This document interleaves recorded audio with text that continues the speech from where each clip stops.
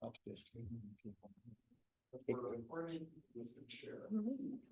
leftist leaning people were gonna take over. Liberal time today, huh? Always. You always have to do it this way, you gotta start the presentation, then go here. I'll share.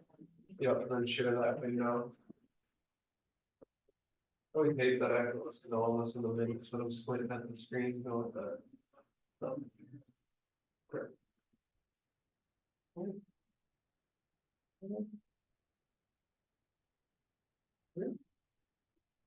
All right. Okay. Are we live? You got live? All right. Well, I'll call the meeting to order at 6 o'clock straight up. And could we have a roll call, please?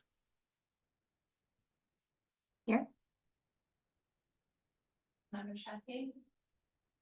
Member Preston. Member Clerk. Here. Member Kidd. Here. Member Clegg. Here. Chairman Bernard. Here. Excellent. Okay, before we get started with the minutes, I'd like to thank Liz Smith, former commissioner who is no longer on the commission. And I'd like to welcome Christine Banks, who is our newest commissioner. Welcome. Next item agenda is the approval of the minutes from December 7th, 2023 Appearance Commission meeting. Are there any changes, additions? Oh, hello. Any changes, additions, corrections? Anything else like that? I do have one, although I don't recall, it's the fourth paragraph. I don't recall the part that says requesting information about the graphic depicting electronic changing measurement signs at 183rd and Governors. I think that was Commissioner Quirk, wasn't it? Who asked that? I think so. Yeah. It's not a big deal, but just remember that. I caught that. Yeah.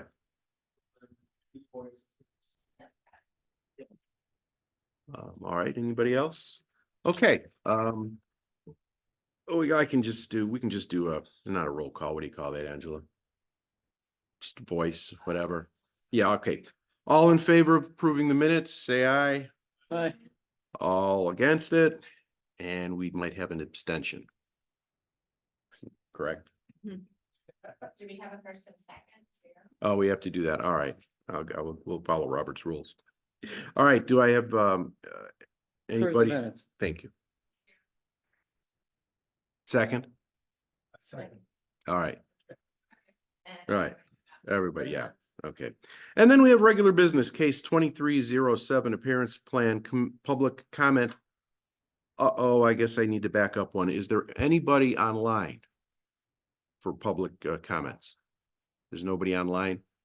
All right, and obviously there's nobody here. So regular business case 2307, the appearance plan, public comment updates and discussion.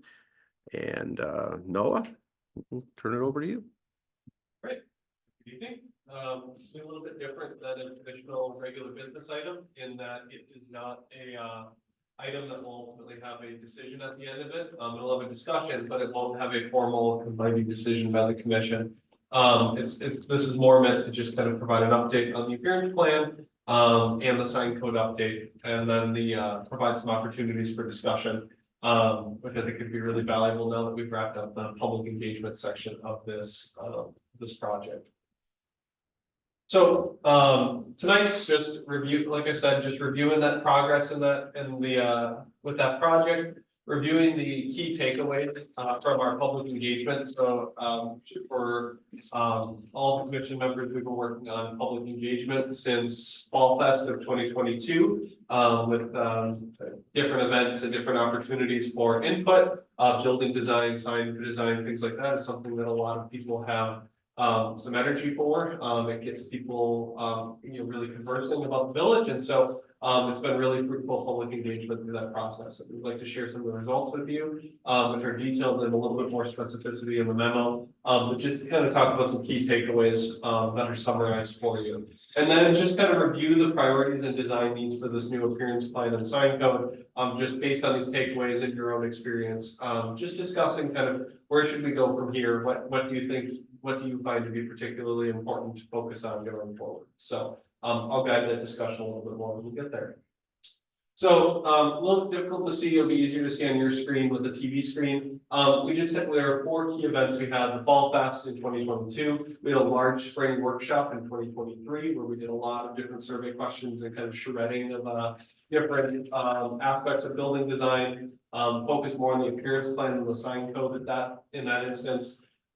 We had at Holiday Lights, we did an interactive workshop where we had some signboards out and we're distributing information about the update and just having conversations with people. We got tons of comments. I think I had 72 visitors to the booth and had a ton of votes on the event there, which was great. And then we had our appearance plan survey, which kind of unexpectedly became kind of the crown jewel of the public engagement process for this, because we had over 200 surveys returned to us, which was great. So gives us a great insight into what the village is thinking and where they would like to see these documents go. No, what's a charrette? A charrette is it's essentially a design workshop. You'll usually have, whether it's as simple as images on the screen, a lot of times you'll use a map. You'll kind of just get to workshop just different aspects of a planning project. Usually having an active kind of design component, people get to design what they want to see. This was a little bit more towards surveys and kind of a little bit more just kind of back and forth conversation on design, but it's just a form of a public input opportunity. Thank you. So this wasn't included in the packet just because it has been detailed in the past, so I won't spend too much time on it. But I just wanted to quickly revisit the Fall Fest and just some of the takeaways there. You'll see the graphics on the screen. There was some real kind of broad questions of what are your favorite buildings? What design elements would you like to see brought to Homewood from other places you visited? And you'll see some of the results from that. A lot of kind of historical architectural elements in that second image there, public art, some of the key takeaways there. This one has come up before with the commission, so I won't spend too much time on it, but just kind of remembering where we started and kind of watching how our questions evolved as we went on. In our workshop in spring 2023, this doesn't include anything this is just kind of the intro slide. You'll see when we did that workshop, that charrette, and what I wanted to do really quickly, because there's all these different graphs and all these different survey results from that, is just quick kind of distill it down into something that's really easy to read and kind of what we took away from that workshop. And so I just took what each question was asking, basically, do you like this, do you not? It had kind of a 1 through 5, with 5 being highly preferred, 1 being please don't allow it, and then you'll kind of see what people were really drawn to. So you see that chart there, kind of going through here. And I have copies of this as well, if you'd like to see this table. It wasn't included in the packet, just because, again, this workshop has been reviewed before by the commission, but just wanted to revisit some of these results. So ultimately, what people were really drawn to were a lot more signage input at this one, kind of painted signs, murals, and public art. A lot of landscaping conversations, lighting, decorative lighting was well liked, the blade box signage. Some corporate branding elements people actually were drawn to. Things they didn't like were things like mansard roofs and some of the building forms they might call dated. Pole signs, LED signs, neon signs, a lot of sign types that were not particularly liked. And then signage that's used excessively. So that just gives you an idea, just kind of summarized in a couple lines, what the main takeaways were for the appearance plan and sign code from that workshop, and something to bear in mind when we have a discussion. What also came out of that workshop, and I found these actually in the files, it was a concept that was brought up soon after the workshop. It's even saved in the file for the workshop. It was just a way of potentially organizing the plan. And this was a way of organizing, say, materials. You'll see there's kind of tier 1 materials, tier 2, tier 3 materials, prohibited materials. And the goal of that was just to say, okay, since we want to include these materials, but don't want, really burdensome for developers and things like that, we might have, say, a certain percentage of the building has to be these tier 1 materials. A certain percentage can be up to for tier 3 materials. Just different ways of organizing the plan. And I wanted to show this just because I don't think it's been given to you before, but it's one possible method of organizing the plan. And I just wanted to bring it forward just again, because it was something that was talked about around that time. Something to consider for the organization of the appearance plan. Moving ahead to the more recent events that are new material for you, the holiday lights. There's myself and one of the signboards that we had out where people could vote on buildings that they liked and kind of talk about why they liked them and submit comments related to that. Like I said, we had, I think, over 70 people at that event. And so it was a really successful outing. And what I wanted to do really quickly is just show the kind of the top picks from each of the questions that we asked and just kind of point out where the comments went that I have submitted from those. You'll see them on the screen there. Had on the first one there, that was the downtown preference. People really like the private open spaces, balconies, things of that nature. Large windows, the outdoor public space was the main thing that people really commented on, and the brick material, which has kind of been a common theme through a lot of the appearance plan public engagement here. On the second one, the row homes, you had the human scaled out design, kind of smaller residential structures, direct access to open space for new residences, especially multifamily. Private open spaces again came up a lot. So again, you're seeing a lot of kind of site design elements really coming up in some of the comments that we received on these images. To the Halsted Street corridor where we asked a question, this was the top pick. Pretty bold design, but some of the things that people really liked were the kind of clear entrance feature, clearly seeing, a building that is open to receiving people, to quote one person, lighting for pedestrians, unique signage that kind of, again, is a little bit more than just a big cabinet sign slapped up on a wall, but kind of integrated into the building design, and then unique shapes and roof lines. They like the way that the building kind of moved. And then the last one was an industrial building, asking about kind of the Prairie Lakes industrial area. You had open kind of gathering areas and kind of a clear entrance for people. And then just awnings and coverings, they thought that came up a couple times on this one. They really liked the way that the front entrance and some of the side doors were covered from rain and sun and things like that. So just some of the comments that I received directly kind of illustrated here. And then again, I won't go through every single one of these, but just to kind of talk about some of the key takeaways from this Holiday Lights event. Like I said, a lot of site design comments, a lot less emphasis on the individual architectural elements and more on how does a site work. Things like parking and open spaces and landscaping came up much more often than the actual individual details of a building itself. There was a lot of comment, like I said, on landscaping, but especially kind of regionally sensitive, kind of robust landscaping, and a desire to see how we can integrate some of our best goals for landscaping into the appearance plan. More pragmatic and kind of yet historically rooted material standards. There's this kind of blend of people like modern elements of buildings, but also want to see traditional materials. It's kind of that bend and pull of modern building design. It'd be interesting to see where we go with that, but you could feel that tension, and it'll be something we have to think about. And then ultimately the design guidelines should really have should ensure that buildings have a clear relationship between the building and then the adjacent open spaces in the street. People really are thinking about buildings with open space, again, whether it's outdoor dining or gardens or whatever it might be, thinking about how it relates to the things around it. So those are kind of the key themes out of the comments. Again, I was taking those directly, had a lot of time to read them, and just kind of tried to summarize what the public was talking about in our booth and four kind of key points. Can we kind of ask a question or two about those? So can you, oh, you did flip back. Oh, sorry. No, that's it.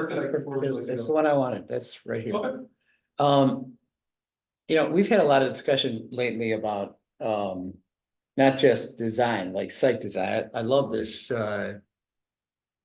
this emphasis or this preference about site design as opposed to building design. That's something we've been very interested in, et cetera. And mostly people think that what we're only doing is buildings, when the exact opposite is true. We've also had though some concerns or some desire to have a consistent maintenance of Mhm. those outside Yes. things. Did we get any comment about those? Did that come up a lot? Did people have a certain amount of outrage is too much of a word, but did they have oh my Yeah. God, we got, like that? Yes, There was quite a bit I read in here. in the, Came up as people wanted to, Right. people want businesses to maintain their property. Yep. And it came up quite a few times in here, and it's nice. in the I hear appearance that. plan survey, which we'll talk about in a moment, that was the number one response was maintenance. I can give you the raw comments to show you. It is, maintenance came up all the time.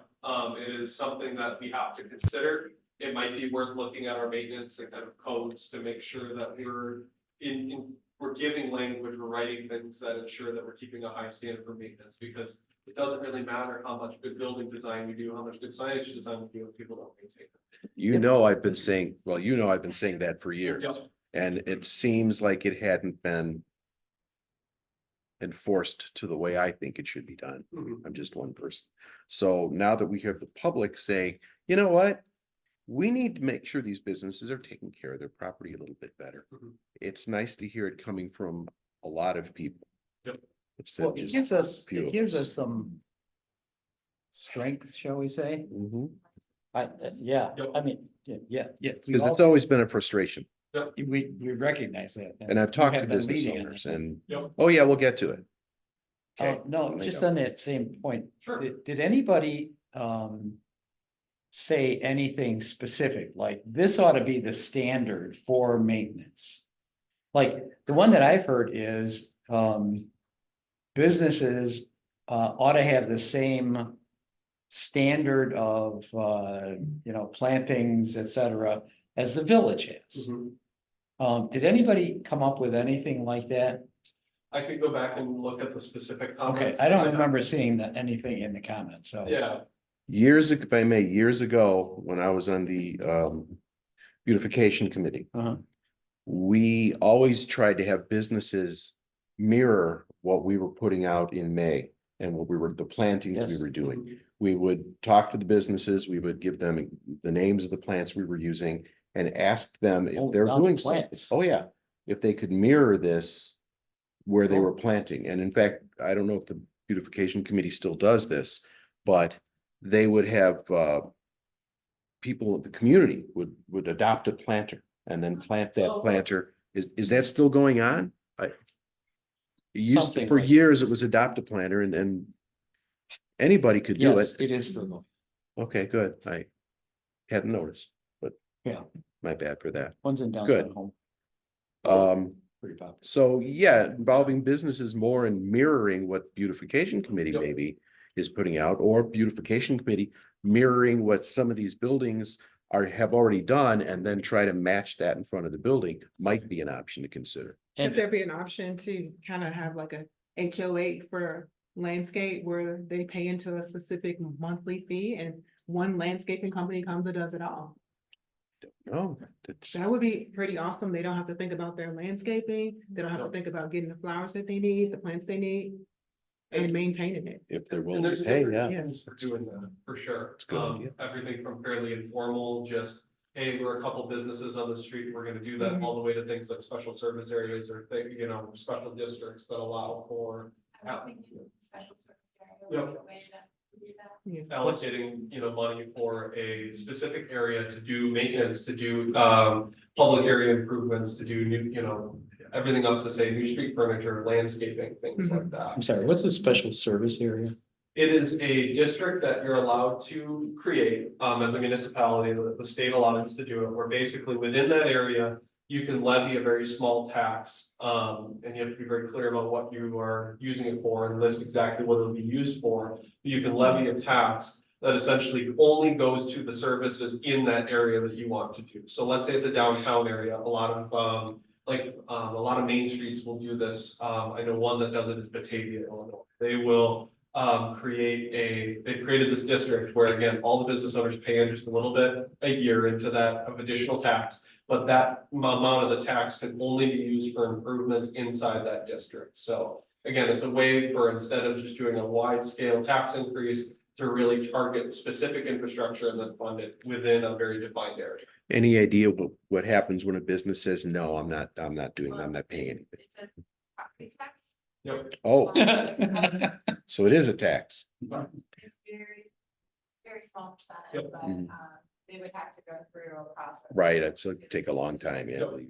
So, Yeah, What it goes is- through I mean, it goes Say no essentially, all there's a they want. 60-day petition period, and then it takes 51% of the property owners in that to block it. There's a very long process, similar to, say, establishing another type of district. Any of the other ones that we could have, for example, for special districts. And if they're tax exempt, you know, they still won't be, Right. you know. Yep. So something to consider, just kind of trying to illustrate that there's options available for us to consider that if we wanted to do that. But again, that's a big conversation to have. Yeah. To quickly get back to member Quirk's question, there were two areas where maintenance was really specifically highlighted, and that was in storefronts and in landscaping.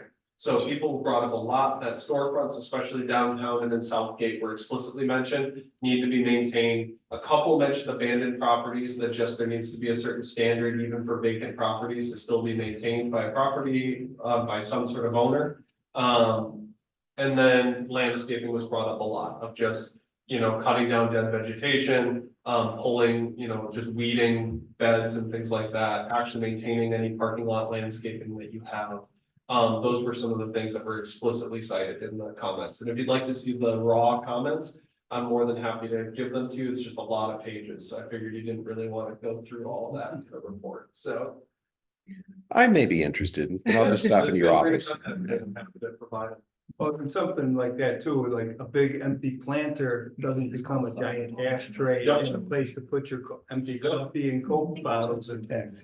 Yes, it's, Yeah, yes, Might as well find out. maintenance kind of has this kind of ripple effect outward that keeps, other, I don't know, things like litter buildup and things from happening, right? So it's good.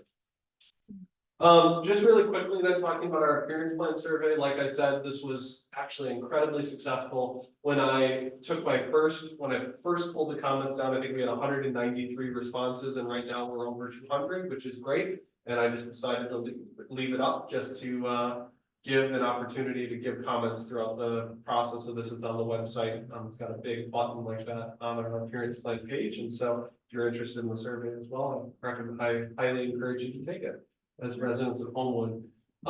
Just really quickly running through some of the things that we talked about in the survey.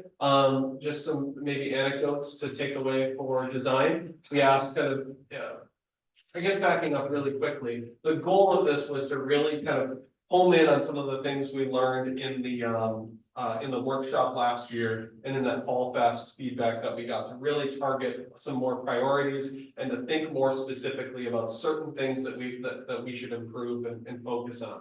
So one question we used to try to engage in that conversation was, you can improve a building, what would it be, but what would you change about it as well? And so number one, on the left there was the Hartford building, the building downtown, the mixed use building, mostly relating to height and material usage. That's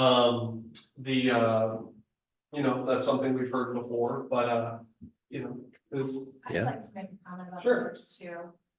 I think that it's difficult to judge those two when they're not open and active and. Or done. Yeah, Finished. right. Neither of those buildings were finished during the survey. I think you might get a different response after they're finished. Well, I still get Of input course. from people in the Hartford building Yep. now, Oh, yeah. So. Once the restaurant opens. Yep, which so should be again, soon, looks like. And Yeah. new buildings overwhelmingly are kind of things that people focus on as something that is, it's changed, it could be, and sometimes they don't always blend in perfectly with their surroundings right away, but other things grow around them, and so bear that in mind, but just kind of reporting the buildings that people said. And then the third one reflects the property maintenance element that we talked about. So again, there's actually some really interesting comments the more we dug into this, and I'll summarize it in a moment, but some of the ones, especially further down the chart there, had just really fascinating responses on how people would actually change buildings. how they'd improve storefronts, how they would, improve landscaping. They gave really precise feedback. They didn't just say, oh, this stinks. People did a really great job of giving like very pointed feedback. That's great. So, Did you get pointed feedback about number 4, Village Hall? yes, mostly related to just maintenance, to be frank, and about the comments that were given. Some of them were just wash the building, which we just did recently. And then some of them were also just thinking about how to update design. There were talks about, just the kind of, can we improve the material? Can we, the auditorium was brought up as something to update, potentially updating how it relates to Dixie. Those are just some of the comments that we got. And again, on what I'm happy to provide the kind of full sheet of comments. Directly. But some interesting feedback. I think the second question was really effective, and I'm sorry it's a little small on the screen. Based on the suggestions from the past feedback, and we took kind of the key focus areas that we pulled from the past surveys and workshops that we've done. What are your top priorities? And so the first one was greenery, landscaping, and maintenance, greenery and landscaping. And the second one was using historic and building materials on all buildings.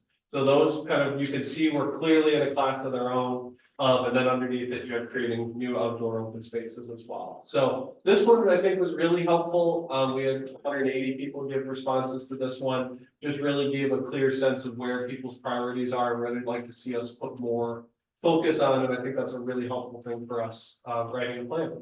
And then the third question, I just kind of summarized. It was a kind of broad question of, what do you think makes a building beautiful? What do you think makes a great design? And we got all kinds of feedback, and some of the answers were very long, and that's great. I made a word cloud that went on social media that kind of, you took all the words from that survey and put it up there, but then also had kind of 12 clear values that maybe we can use. That's how I organized the comments, because they kind of all link to these kind of categories on what makes a good design. And these aren't in any particular order, but they're, again, I think they're just useful for thinking about what we want to prioritize, what we, and based on all the other feedback that we've gotten, what, which of these values to really kind of take as our goal going into the appearance plan going forward. So, Yep. just on that one, was there any kind of comment or positioning about ADA compliance or ADA design that, Actually, yes. There were multiple comments, at least 2 or 3, that talked explicitly about making entrances, ADA entrances and accessible entrances as beautiful as the entrances that you go in. And so kind of equal access to buildings, not just shoving an accessible building is one that is actually fully utilized by someone with disabilities, not just something tacked on the back and made to be a miserable experience. So we actually did get a couple comments explicitly about that. So that is kind of the conclusion. And again, there's a little bit more specific data in the memo. And again, if you want all of the nuts and bolts of everything we've received, it's all, open to be received. But that's just kind of the reflection I wanted to give on our public input thus far that kind of summarizes a lot of what we've done. And so now I wanted to really just turn it over to one part of this item, which is just kind of a reflection discussion with the Appearance Commission. You're the primary body that will use this document, and we'll use it to make decisions on building design, signage, things like that. And so it's really important that you are kind of helping to drive the conversation related to everything with this appearance plan and with its sign code update that accompanies it as well. So I guess a question that I really wanted to pose, and I've got just 2 or 3 questions, is just kind of thinking with all of this public engagement, with kind of the summaries that you've seen, the data and the memos, some of the past presentations we've done, what are some of the main ideas that you see coming through? And kind of built onto that, then what are some of the priorities that we should focus on for this appearance plan and sign code update? I think all of this is in service of trying to formulate a clear goal that we can now move into plan writing from. Now that we've done this and we're ready to start actually putting a pen to paper and finishing this plan. So I'll turn it over to the commission to begin some discussion. I think since this is more of an informal type setting and we don't really have to vote on anything tonight, Instead of calling in individual members, if you have something to say, just chime in, let's talk about it, a little less formal, I should say, a little more informal about it, so. Anybody want to start? So I guess I would think the first thing is figuring out what the consensus of how do we want the city of Homewood to be portrayed? Like, what is the style? Because the style is going to really be the guiding point for the landscaping, for the look and feel of the materials being used. Because again, if you think about an urban style, you think about, colors and I would say maybe like the north side. If you think about something that's more southern, you think about New Orleans. And I saw some of the structures that kind of gave you that vibe. Or do you want this to feel more like a southern town where there's more like washed white wood and things like that? So I would think, what is it, the style that we all see the city of Homewood should stay in or move towards, or is that happy medium where it's a little bit of change, but it still embodies the original features and material. So I think that's important. I think what I got out to talk about that, what I got out of this is people want more brick, people want more stone. They want it, they don't want that stucco that we've got all downtown. I've had actually a lot of people outside of this commission, people I know, who just don't like the way that looks. For instance, the brewery seems like it's going to have a lot more, it does have a lot more brick in it, it's not done yet. Yeah. But that's what they like. What they don't like on the Hartford building is it doesn't have enough brick and it's dark. It's not that red brick, which would make it look, I think, a little more traditional. And I, maybe I'm wrong, but I don't remember approving way back when that little brick. Didn't it change after I'm sure it changed after we approved it, and it didn't come back to us for those changes. And that's always kind of bothered me. For the Hartford. Yeah. So, when it comes to things like that too, if there's changes, it needs to come back to us instead of just happening. Maybe it's a financial thing, I don't know. They don't look at that kind of thing, so we need Yeah. to make sure that process does. And I think with the brick and the stone and more traditional. Yet we also have to weigh the fact that businesses coming here their budget is limited. So how do you make that look good and incorporate what we're hearing from the public into the building and yet not go have somebody leave because they can't afford what we're requiring? So why don't we go after funding that would help with that? Meaning like grant funding, where the village goes after the funding. And when you have these new businesses coming in, we can apply funds to help them meet the standards. So that's a grant writer then. Yes, So. Well, there's a that's- grant, there's another gentleman that was a part of this, that's a grant writer. Are there specific grants that the village could apply for that? Yes, Can you Ooh. yes, there's a lot of money for economic development. Yeah. So- And then we don't have why don't we have a small business council? We do, don't we? I never see them. I go to all these different events and I never see representation of Homewood. Right. Yeah, you're right. And there's so much so much politics at those ones, and they kind of huddle together and they keep funds within each other. Yeah. But why don't we take it from that pot and use it in our own city? Yeah, if it's out there, we need to get some of that. Yeah, definitely. Send me Right. Excellent, Okay. thank you. Two comments on your thought, Mhm. which I love. A TIF district, I think, is an opportunity for us to do something like what you're saying. Mhm. It's like, yes, we'll give you money, but we would really like to point you, it's hard as heck to say mandate, require, all those things. And frankly, the village is not very interested in doing that. Because they like, if you're gonna build a building or redo your building or something like that. Village likes that. They like it, so they kind of, so. On the other hand, if we could sort of point them when we're giving them money, like in a TIF district. That might be a way, and it's kind of a long-term thing, Mhm. but. It's one way.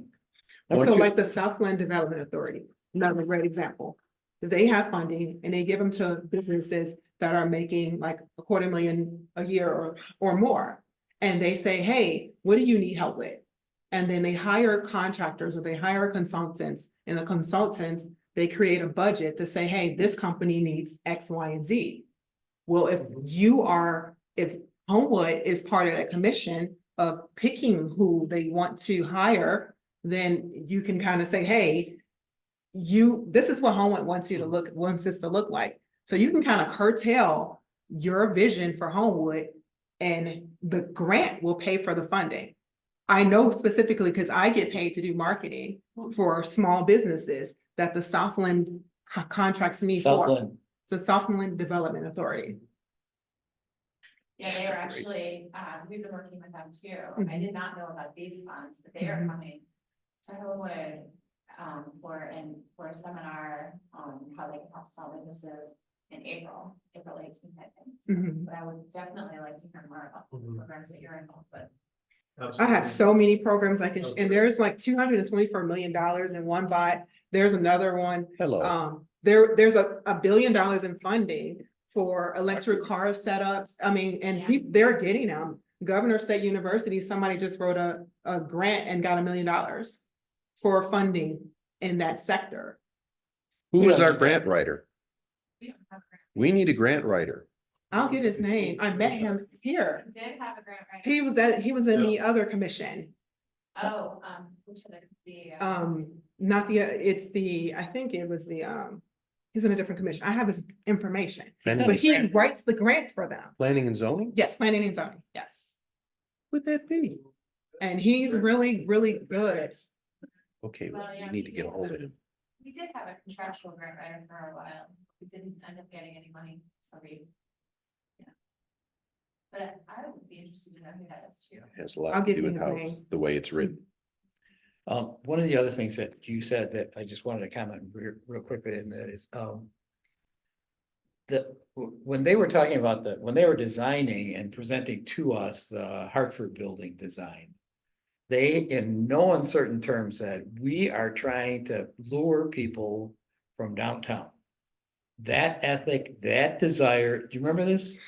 Yes, I remember. I remember something this about quite that. clearly, that they said, we wanted to look and feel in every way. That's why they had those big garage doors Mhm. in the front, and that's why they had that entire outside treatment. So I'm not saying that's a good thing or a bad thing. I'm just saying that, that happened. And that, seems to differ greatly from the vast majority of buildings in Homewood. Mhm. I mean, it is the epitome of the north side of Chicago. Right. So I used to work at Motorola Mobility. Those garage doors were all in that area. It's definitely north side, the north side vibe. So, and that could be good and bad. The good part could be maybe they're attracting more people that have a higher income bracket. But it could also be, we don't want the riffraff that's downtown coming out here as well. Like, oh, this is a new location. This is a new spot. Life is so much fun. One of the other things that I think we were talking about it. No, where did I write it? The idea of requiring minimum amounts of different materials. When somebody comes in and wants to put up a building or make some changes. In other words, it should be, I'm throwing out numbers here, 50% should be stone, or 40% needs to be brick, whatever.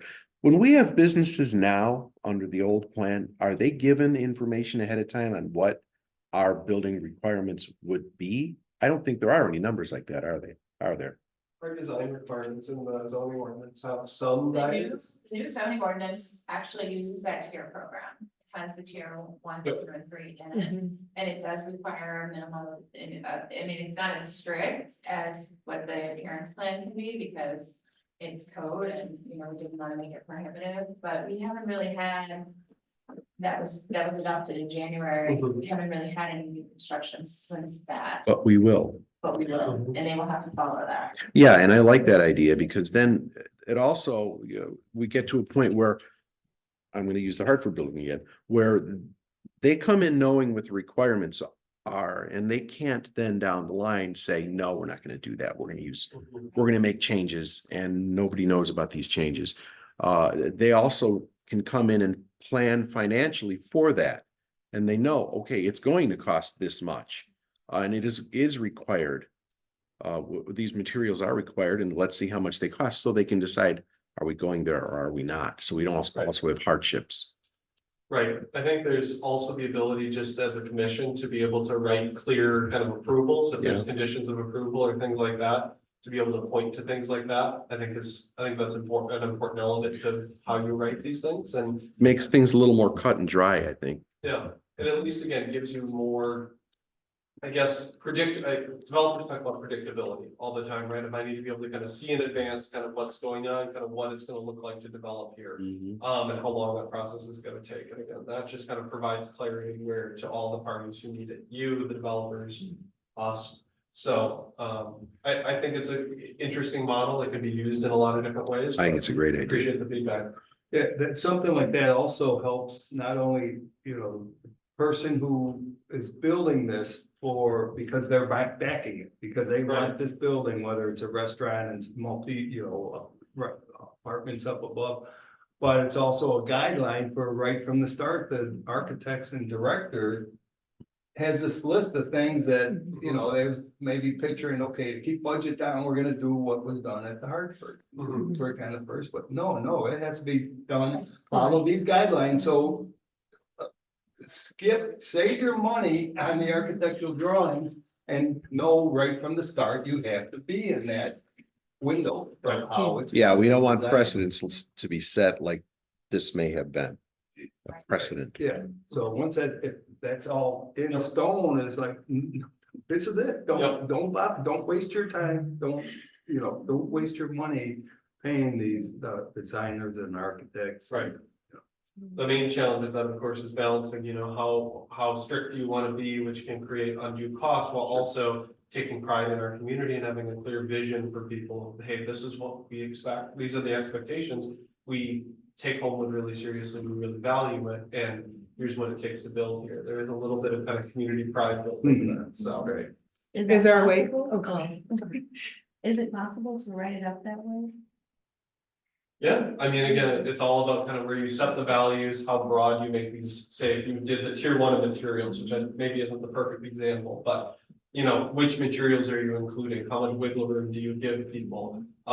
Without being, again, so permissive that you're just kind of letting people throw out things that are not in the community's interest. That hasn't worked in the past.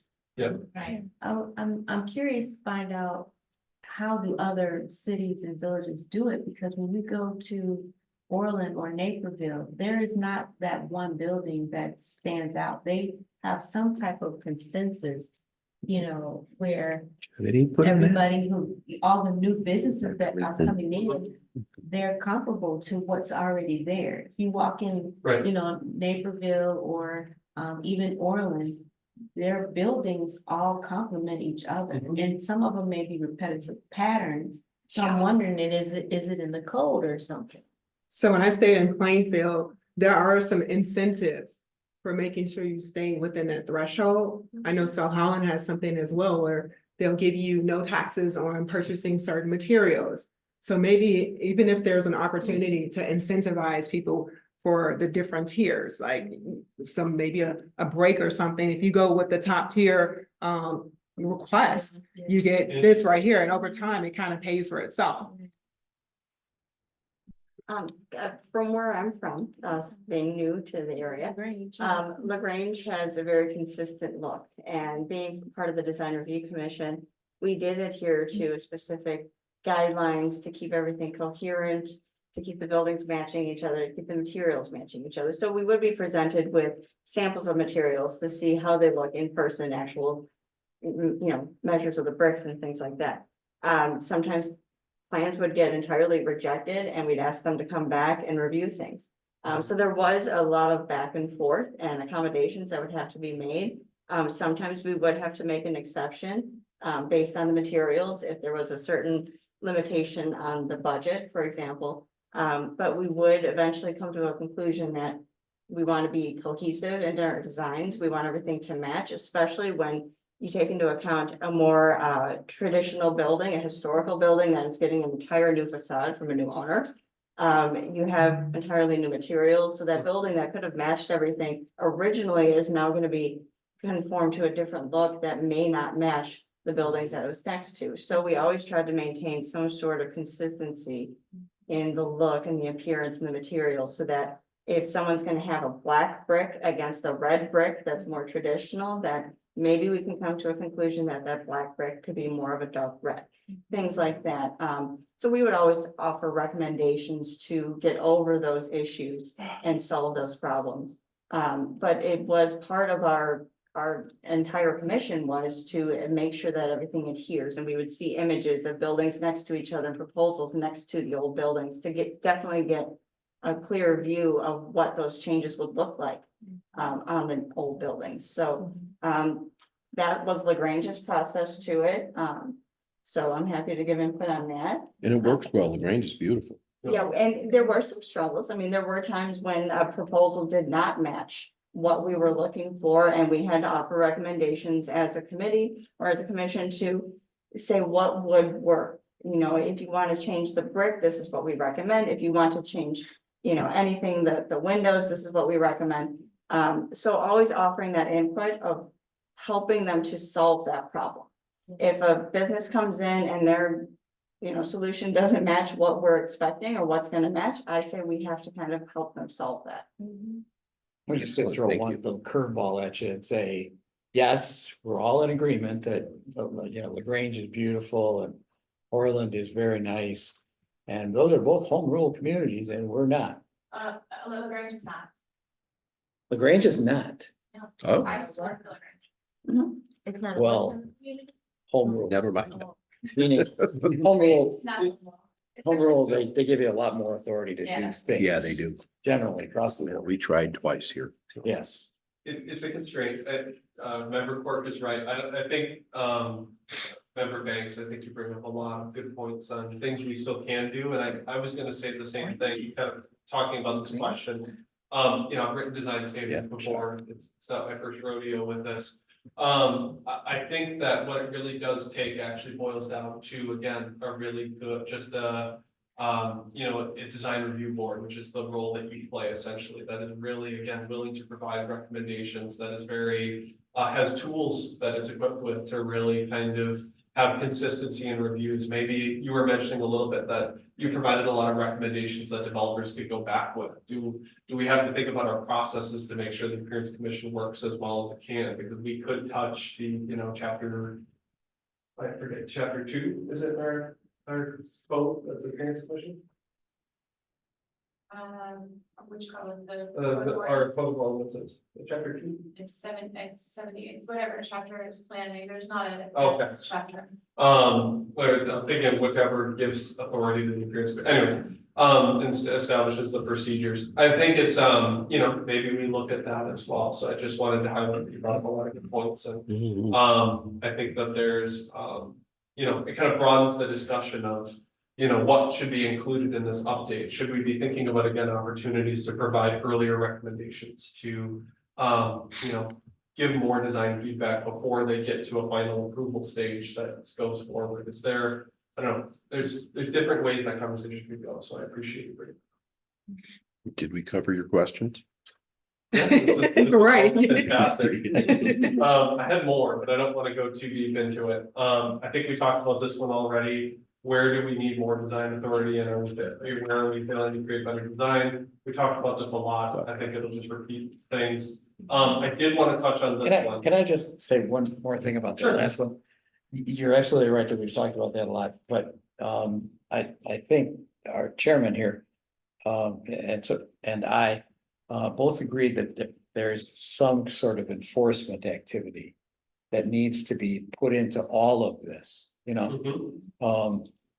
And, you know, and whether they shrink the size of the bricks or whatever it is, or, or.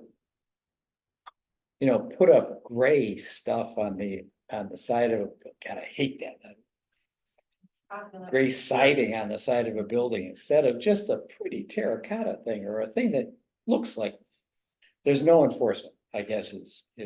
I was encouraged a couple meetings ago when the village president was here and stated, and I think it's in the minutes, that yes, he agrees, we do need more enforcement and they're going to begin Yes, doing something absolutely. about that.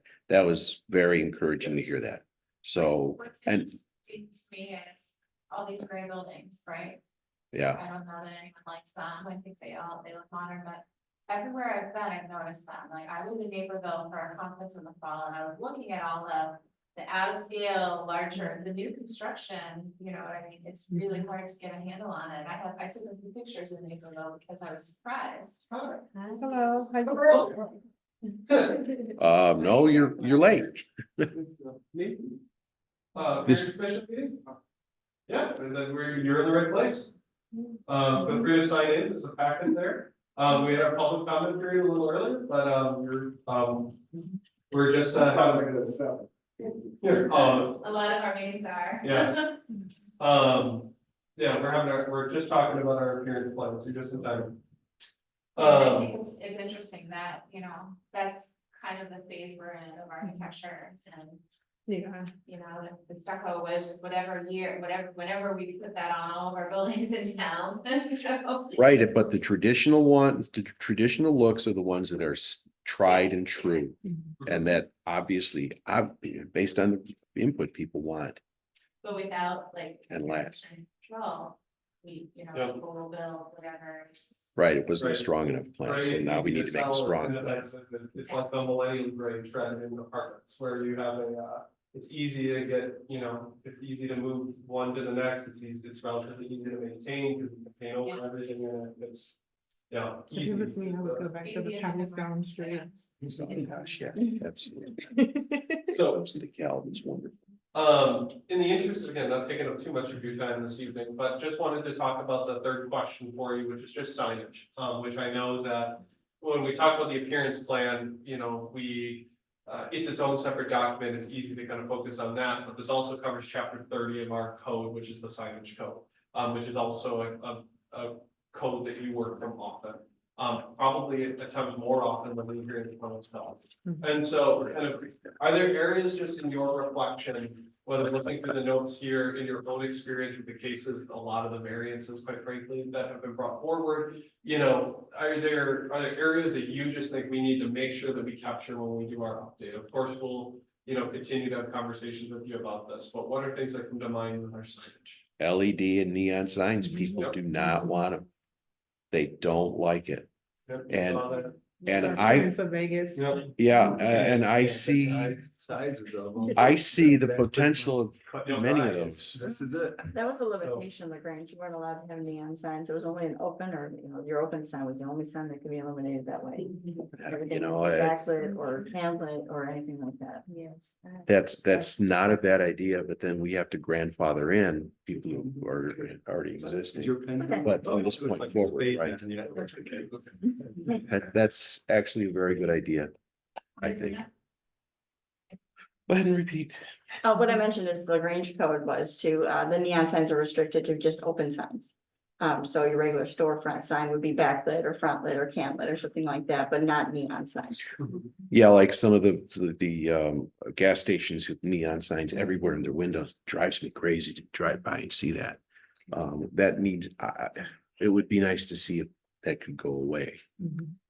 Yes, but my former community in Arizona had a very extensive sign code, and on top of it, also had kind of design training with the code enforcement officers who knew what to look for through signs that were not compliant. So kind of getting back to our maintenance conversation as well, there's a little bit of I think you and I can enforce that pretty well. yeah, sure.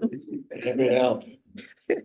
But Before you go off that topic, there is another aspect to our signage that we've sort of discussed back and forth over last 2 or 3 years, and that is, we've been presented with a number of stores, et cetera, primarily over on Halsted, that have a number of front facing or whatever it is, facades, okay? And they want a sign here and a sign here, and there's some that even want signs that point back toward the rest of the mall. And how much sign are we gonna give them? And can they? How much sign are we gonna give them? Because for all the rest of our signage, we have a pretty standard way of doing it, is you measure the front, and compute how much sign you get, and that's it. But with these, they have what I consider a difficult problem. Mhm. And do we help them? Do we say, sorry? I think this is mute on that. Our standards do not give a lot of direction or detail or enforcement of what we do with multi-facaded buildings. Mhm. I would say too, adding to that, that if the building is multi-purpose, that you might have more Oh, usage. you think that's a problem? Well, if there's a multi-purpose, you might have signage on every side, but the signage is gonna be different based on who's Absolutely, occupying the building. absolutely, I was trying to be. Yeah. So I would say like LaGrange's solution to that was a percentage of the building would be dedicated to it, and then exceptions would have to be made per base, per item, because if it is a multi-use building with 15 different tenants, that's gonna require more signage. It's a little bit different than a Big Lots that has 5 Big Lot signs around the entire side. So something like that, percentage wise or based on the multi-unit aspect of it is probably recommended, I'd say. Right. Yep. We do have some code on that where where it's up to the responsibility of the property owner to kind of disperse you have a total sign allotment for a given facade, how much goes to each tenant. It's extremely difficult to review and kind of adjudicate, and maybe something to look at for us. Because you might say you have certain strip malls that have, where does the tenant start and stop? Where does if the property owner also isn't doing the work of proactively providing that information, it's very difficult to enforce. So we may want to revisit something a little bit more carefully for multi-tenant buildings. It's a good idea. Yeah, I think it's very, very difficult to just leave that to the owner. We've got, Building owners don't have to do already, so. well, and they also don't. Right, when is the moment they would bring this up too? So. Okay, any other thoughts on signage that come to mind? Again, you're always welcome to reach out directly as well. Okay. Okay, great. Now just kind of talking very quickly about going forward, and then I will, stop talking. Just so kind of what we've already decided on and what we talked about last time is just plan administration. We talked a little bit about doing the plan kind of by districts, so thinking about the unique architecture that comes in each kind of pocket of the village where we see a lot of cases. Kind of organizing it that way. Some plan design, a lot more visual, include graphics, maybe some mock-up buildings, things like that.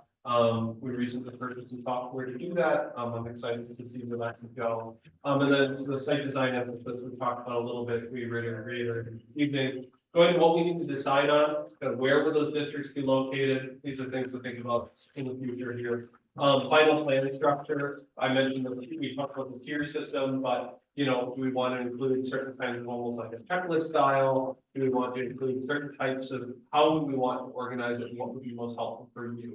Something to think about going forward. Plan design, kind of what is the appearance of the appearance plan, I guess? What does it look like? What do we want to kind of brand it as visually? And then other areas of emphasis of just what else do we need to be thinking about? And that'll continue to evolve throughout the year. You saw the timeline in the memo. The timeline's been extended to most of the year. So we'll have a lot of time to continue to review recommendations to talk about this. But just to give you a roadmap on where we're going. We already had a discussion and we already kind of reflected on this goal. So with that, I am done. So thank you so much for being really active participants in the discussion. All right. Immensely helpful. Thank you, Noah. I just want to say, you did a really good job and I appreciate putting this together It's a lot of information, and you did, I know Angela worked on it too. You guys did a really good job. We really appreciate Thank you. the level that it was put together. It was wonderful. Thank you. I think anytime we do a public input survey of any type, the public should see the results of it as well. So I was also trying to. And it was just the both of you that did that? Nobody else was involved or? Okay, all right, cool. We kind of joked about it. Yeah. Today, when you asked me the question, I said, Noah, did you have a team of people helping? Seems like it. It's good. It's well done. Very good. All right. Angela helped a lot too. So, Yep, thank you. Cool. All right. Do we want any public comment potentially to this item? Yes, let's hear what Commissioner Yeah, I have Cook one has. more thing I want you to do, and that is, I want you to summarize all of that. So that when we get pushback from people, you know, we have an instant cheat sheet that we can use that says. That's not a bad idea. This is what people told us. They want brick, they want that, they want maintenance, they want that. And I think, you know, I think you've already laid all the groundwork. I agree with the chair that this is great. I mean, this is not just groundwork, this is research Mhm. that has been done. Thank you. That really underpins what we want to do and therefore how we want to represent it. Because if we go to the blah, blah board Mhm. or the owners and they say, well, you know, anything like that, then we've got data and we've got, you know, conclusion summary. So I don't want a tome. I want one page, but And we can definitely do that. Goal was again to kind of give it to. Yeah. All to you here, but we can definitely look at summarizing it even further. All right, thank you. And before we move on to anything else, does anybody else have anything they'd like to discuss regarding this? All right, okay, great. And sir, welcome. Did you have any comments you wanted to make regarding the parents plan? Oh, that's okay. All right, well, we're glad you showed up. Thank you for showing up. Thank you very much. All right, thanks.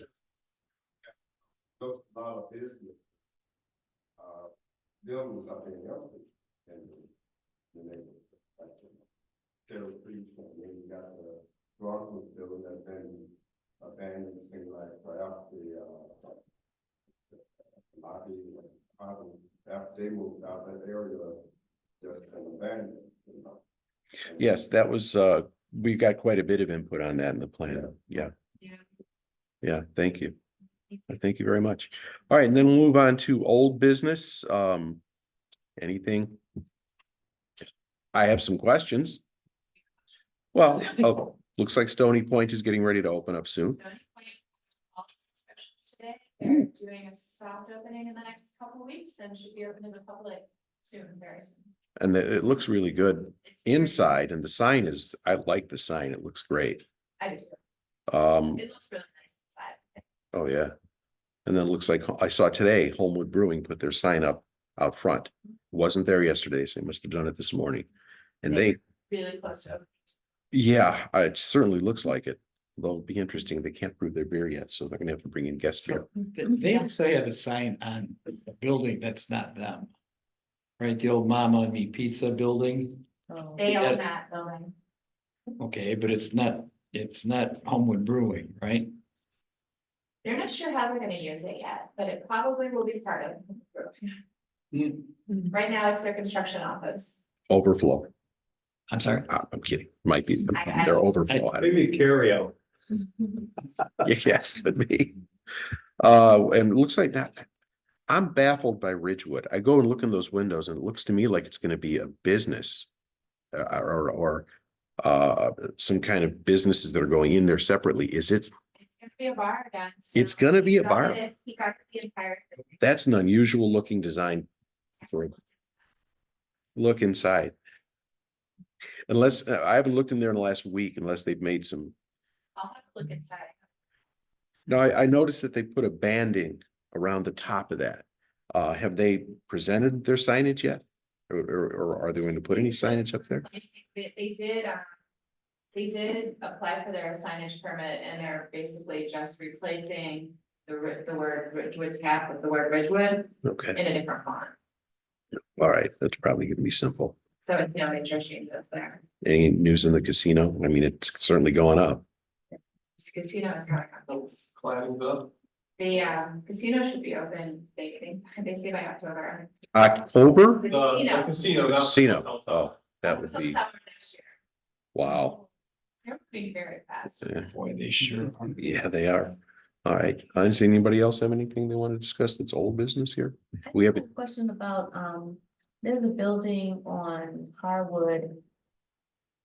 I guess across from, Art for Soul, and I believe it was supposed to be a donut shop. The Hibbing building. are they Yeah, Hibbing still Building. Open up or? They're still planning to open up, they're still working and. Okay. Even after that hullabaloo that was going on, whatever the miscommunication. Oh, good, yeah. Oh, okay. I don't know. if it's-